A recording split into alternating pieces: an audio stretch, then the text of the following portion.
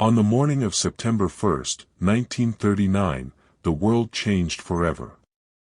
German troops, led by Adolf Hitler, stormed into Poland.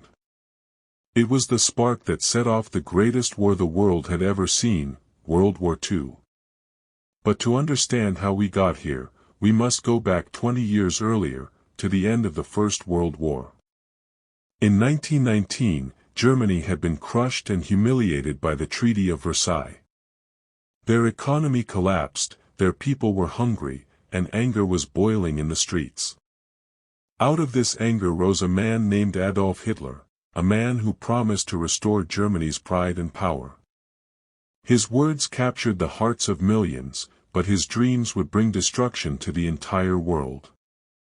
By the late 1930s, Hitler had rebuilt Germany's army, broken international agreements, and joined forces with two other aggressive powers, Benito Mussolini in Italy, and the Empire of Japan in Asia. Together they became the Axis powers.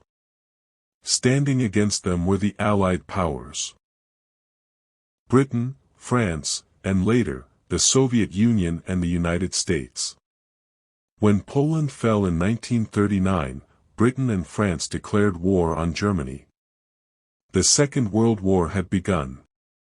Germany's army moved with terrifying speed. They called it the Blitzkrieg, or Lightning War. Tanks, planes, and soldiers swept across Europe.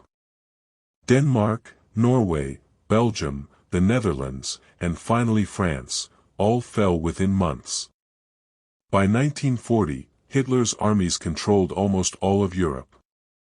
But one country stood firm: Britain.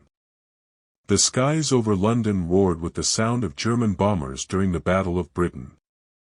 Night after night, the city was bombed, but the people did not break. Britain survived, and it was Hitler's first major defeat. Meanwhile, in Africa, another front of the war was opening. In North Africa, German General Erwin Rommel, known as the Desert Fox, battled against British forces in the deserts of Libya and Egypt. And here, Africa's sons were called to fight.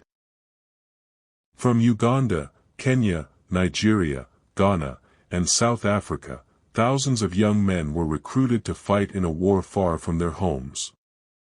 Many found themselves in Burma, in Asia, fighting Japanese soldiers in deadly jungles. In 1941, Hitler made his biggest mistake.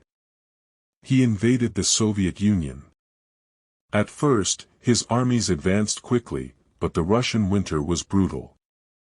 At the city of Stalingrad, German forces were trapped and destroyed. It was the turning point of the war in Europe. That same year, across the ocean, Japan attacked the United States at Pearl Harbor. America entered the war, bringing with it enormous industrial and military power. By 1943, the Allies were gaining strength. Italy surrendered. In 1944, the Allies launched the famous D-Day invasion in Normandy, France, pushing Germany back toward its borders.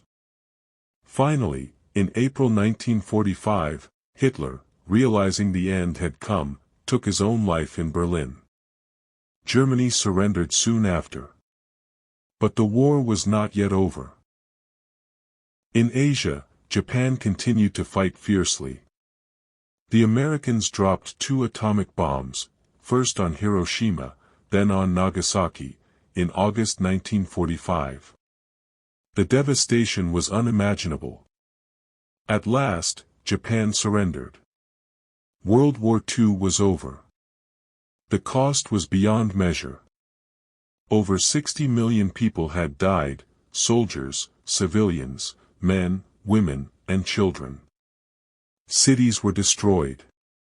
Nations were broken. And Africa's role? Often forgotten. But the thousands of African soldiers who fought in distant lands, the farmers who fed armies, and the workers who supported the war effort, their sacrifice was real. For many Africans, this war changed how they saw themselves. They asked, if we can fight and die for Europe's freedom, why can't we be free in our own lands? Indeed, just a few years later, independence movements began to rise across the continent. World War II was not just Europe's war. It was a truly global conflict, shaping every corner of the earth. And even today, its lessons still echo. It was a war of unimaginable darkness, but also of courage, sacrifice, and the hope that such destruction would never be repeated. This was the story of World War II.